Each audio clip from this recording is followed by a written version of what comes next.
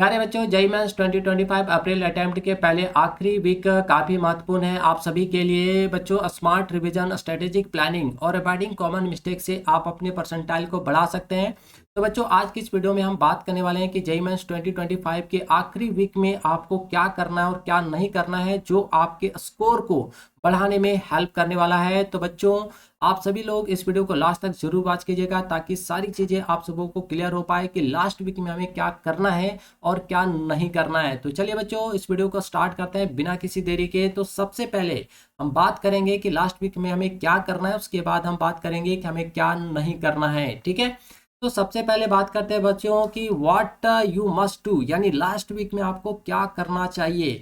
तो फर्स्ट है रिवीजन की कॉन्सेप्ट एंड फार्मूलाज। तो तेजी से सॉल्व करने वाले जितने भी फार्मूलाज हैं, थ्योरम्स है और शॉर्ट ट्रिक्स है बच्चों, अब उन सारे थ्योरम, शॉर्ट ट्रिक्स और फार्मूलाज पे बच्चों लास्ट वीक में फोकस करने की जरूरत है। और लास्ट टाइम में अब आपको यहाँ पे फिजिक्स, केमिस्ट्री और मैथमेटिक्स को बहुत ज़्यादा थोरोली या डीपली पढ़ने की बजाय आपने जो भी फ्लैश कार्ड बनाया हुआ इन सारे सब्जेक्ट्स का, तो उन फ्लैश कार्ड पर आपको फोकस करने की ज़रूरत है। साथ ही साथ बहुत सारे बच्चों ने शॉर्ट नोट्स बनाए, लगभग सभी बच्चे जो हैं वो शॉर्ट नोट्स बनाते हैं। तो अब बच्चों यहाँ पे आप सभी को शॉर्ट नोट्स पर फोकस करने की ज़रूरत है।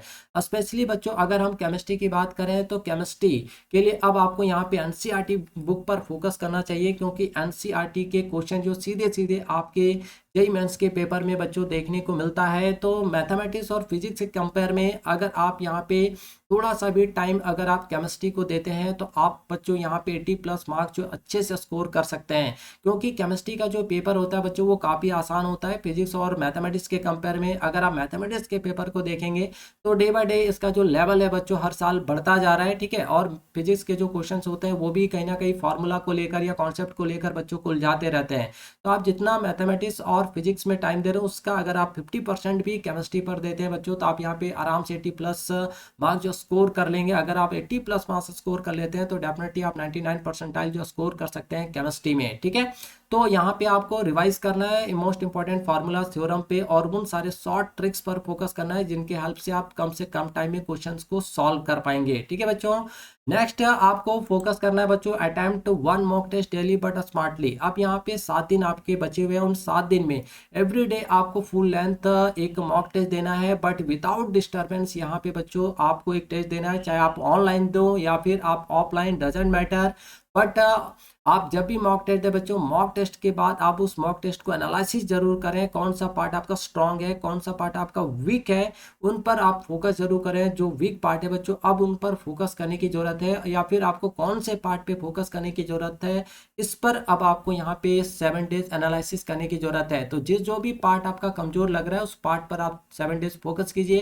डेफिनेटली बच्चों वो पार्ट भी आपका धीरे धीरे जो है ठीक ठाक हो जाएगा। ठीक है, तो एवरीडे आपको एक मॉक टेस्ट देना है, ये नहीं कि 2-4 देना शुरू कर दिए कि नहीं भाई आज ही आईटी 4 देना है, तो ऐसा नहीं करना है। एक ही मॉक टेस्ट देना है, प्रॉपर तरीके से देना है, लगना चाहिए कि हम एग्जाम हॉल में एग्जाम दे रहे हैं, और उसके बाद आपको प्रॉपर उसका एनालिसिस भी करना है। ठीक है बच्चों, चलिए नेक्स्ट है आपके लिए मोस्ट इंपॉर्टेंट चीज, focus on high weightage topic. तो अब 7 डेज में यहाँ पे सारे चैप्टर्स को पढ़ने के बजाय आपको हाई वेटेज टॉपिक पर फोकस करने की जरूरत है बच्चों। ठीक है, तो अगर आपको हाई वेटेज टॉपिक से रिलेटेड वीडियो चाहिए तो ऑलरेडी हमने वो वीडियो अपलोड कर रखा है, तो आप हमारे चैनल पर जाकर उन सारे वीडियोस को देख सकते हैं। अदरवाइज उन सारे वीडियोस का लिंक जो बच्चों हम इस वीडियो के डिस्क्रिप्शन बॉक्स में डाल देंगे, आप वहां पे जाकर उन सारी चीज़ों को देख सकते हैं। तो अगर बच्चों फिजिक्स की बात करें तो यहाँ पे आप अगर स्टार्ट करें 12 से ही, तो इलेक्ट्रोस्टैटिक एंड कैपेसिटेंस काफ़ी इंपॉर्टेंट है आपके लिए। यहाँ पे 2 से 3 क्वेश्चन जो बच्चों आपको देखने को मिल जाएगा, यानी आप electric potential, electric potential, surface, capacitance और गॉस थ्योरम, अगर आप इन सारे 4 टॉपिक्स को अच्छे से कवर कर लेते हैं बच्चों, तो आप आराम से 2 से 3 क्वेश्चन जो पकड़ लेंगे। उसके बाद करंट इलेक्ट्रिसिटी में कॉम्बिनेशन ऑफ रेजिस्टर्स हो गया, ठीक है, और व्हीटस्टोन ब्रिज, ये 2 टॉपिक काफी इंपॉर्टेंट है, तो आप इन 2 टॉपिक्स पर फोकस कर सकते हैं। फिर Faraday's law, Lenz law, self induction, mutual induction, ये सारे टॉपिक्स भी काफी इंपॉर्टेंट होते हैं। वेव ऑप्टिक्स है ना, और रे ऑप्टिक्स विशेष तौर पे आपके लिए काफ़ी इंपॉर्टेंट है बच्चों। उसके बाद मॉडर्न फिजिक्स भी काफ़ी इंपॉर्टेंट है। तो फिजिक्स के कुछ हाई वेटेज टॉपिक हैं जिससे रिलेटेड वीडियो ऑलरेडी हमने अपलोड कर रखा है। मैथमेटिक्स में अगर बात करें तो वेक्टर हो गया, 3D हो गया, सीक्वेंस एंड सीरीज हो गया, है ना। तो ये सारे टॉपिक काफ़ी इंपॉर्टेंट है बच्चों। मैट्रिक्स एंड डिटरमिनेंट्स हो गया, जिनसे बहुत सारे क्वेश्चन जो आपके जेईई मेंस के पेपर में देखने को मिलते हैं। और ये सारे चैप्टर्स भी काफ़ी आसान है और जहाँ से आप आराम से जो है बच्चों 7 डेज में भी अच्छा स्कोर कर सकते हैं। ठीक है, तो टारगेट कीजिए कि कम से कम अप्रैल अटेम्प्ट में आप मैथमेटिक्स के 10 से 12 क्वेश्चन सॉल्व कर लें। अगर आप 10 से 12 क्वेश्चन सॉल्व कर लेते हैं बच्चों तो आप काफ़ी सेफ जोन में चले जाएंगे, है ना। और अगर आपने केमिस्ट्री में 20 क्वेश्चन सॉल्व कर लिया तो इसका मतलब है कि आप 99 परसेंटाइल के आसपास जा सकते हैं। और फिजिक्स में आपको कोशिश करना है कि 15 क्वेश्चन कम से कम सॉल्व करें। तो यहाँ पे हाई वेटेज टॉपिक पर आपको फोकस करने की जरूरत है। ठीक है, चलिए नेक्स्ट है इंप्रूव स्पीड एंड एक्यूरेसी। अब आपको 7 डेज में अपने स्पीड को बच्चों यहाँ पे इंप्रूव करना है। लेकिन स्पीड को इंप्रूव करने का मतलब ये नहीं कि आप सिली मिस्टेक करें, क्योंकि बच्चों हर आपका छोटी छोटी गलतियाँ जो है आपको काफ़ी नुकसान कर सकता है। ठीक है, तो स्पीड भी इंप्रूव करना है, साथ ही साथ आपको अपने एक्यूरेसी पर भी फोकस करना है। स्पीड के साथ साथ ज़्यादा से ज़्यादा क्वेश्चन तो सॉल्व करना ही है, लेकिन करेक्ट सॉल्व करना है। यहाँ पे सिली छोटे छोटे मिस्टेक्स नहीं करना है। ठीक है, तो अगर आप मिस्टेक हो रहा है कंटिन्यू तो आप स्पीड को थोड़ा यहाँ पे कम करें और एक्यूरेसी पर बच्चों फोकस करें, है ना। तो ज़्यादा से ज़्यादा क्वेश्चंस पर फोकस करने की जरूरत नहीं है। ज़्यादा से ज़्यादा क्वेश्चन सॉल्व करने के चक्कर में गलती नहीं करना है बच्चों। कम क्वेश्चन सॉल्व कीजिए बट सटीक, है ना, करेक्ट होना चाहिए क्वेश्चन। ठीक है, नेक्स्ट है बच्चों take proper rest and stay positive. तो अब आपके ऊपर जो प्रेशर है वो हम समझ सकते हैं कि आपके ऊपर कितना प्रेशर होगा, क्योंकि बच्चों जेईई मेंस जो है वो इंडिया के एक तरह से कठिन एग्जामों में से माना जाता है। जैसे नीट हो गया, यूपीएससी हो गया, इसी तरह से काफ़ी डिफिकल्ट एग्जाम्स में से है। तो डेफिनेटली बच्चों के ऊपर काफ़ी ज़्यादा प्रेशर होता है। तो यहाँ पे आपको बहुत ज़्यादा प्रेशर, एग्जाम का प्रेशर लेने की ज़रूरत नहीं है। आप प्रॉपर रेस्ट लीजिए बच्चों। कम से कम आप 7 डेज आप 7 से 8 घंटा आराम जरूर कीजिए और अपने आप को पॉजिटिव बना के रखिए, है ना।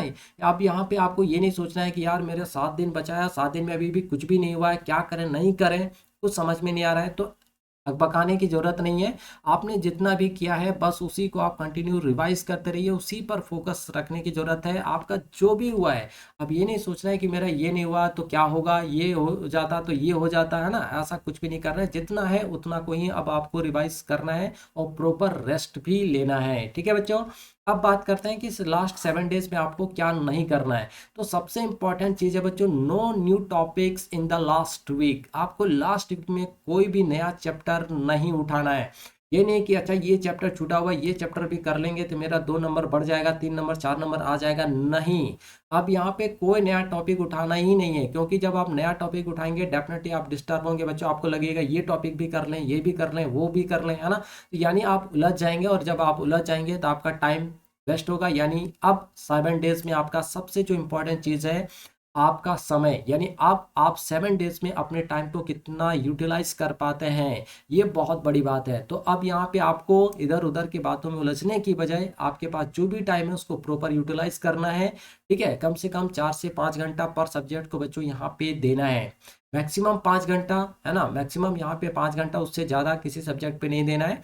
तो कम से कम मैक्सिमम 5 घंटा तक जा सकते हैं, अदरवाइज 4 घंटा इनफ है आपके लिए लास्ट 7 डेज में। ठीक है, तो नया टॉपिक नहीं उठाना है, जो भी आपने पढ़ा हुआ है उसी प्रीवियस में उसी चीज़ को यहाँ पे 7 डेज रिवाइज करना है। उसी से रिलेटेड शॉर्ट नोट्स को आप पढ़िए। हाँ, अगर आपको लेना है थोड़ा बहुत आप फ्लैश कार्ड वगैरह यूज़ कर सकते हैं, फ्लैश कार्ड वगैरह देख लीजिए, है ना, लेकिन बहुत ज़्यादा डीपली या थोरोली पढ़ने की जरूरत नहीं है। ठीक है, देखिए नेक्स्ट है बच्चों, don't overload with mock test. अब यहाँ पे मॉक टेस्ट का भी ओवरलोड नहीं लेना है। ये नहीं कि 7 डेज बचा है हम ज़्यादा से ज़्यादा एक दिन में 3-4 मॉक टेस्ट लेंगे तो आईटी पोड़ देंगे, आज ही पोड़ देंगे। नहीं, आपको एक ही मॉक टेस्ट देना है, लेकिन उसी मॉक टेस्ट को आपको एनालिसिस करना है, आपके स्ट्रॉन्ग वीक सारे पार्ट्स को देखना है और किस पर आप फोकस करने की जरूरत है इस पर ध्यान देना है। ठीक है, तो एक ही मॉक टेस्ट लेना है, लेकिन प्रॉपर तरीके से लेना है, विदाउट डिस्टर्बेंस लेना है। लगना चाहिए कि हम एग्जाम हॉल में एग्जाम दे रहे हैं। ठीक है बच्चों, तो ज़्यादा से ज़्यादा मॉक टेस्ट लेने की जरूरत यहाँ पे नहीं है।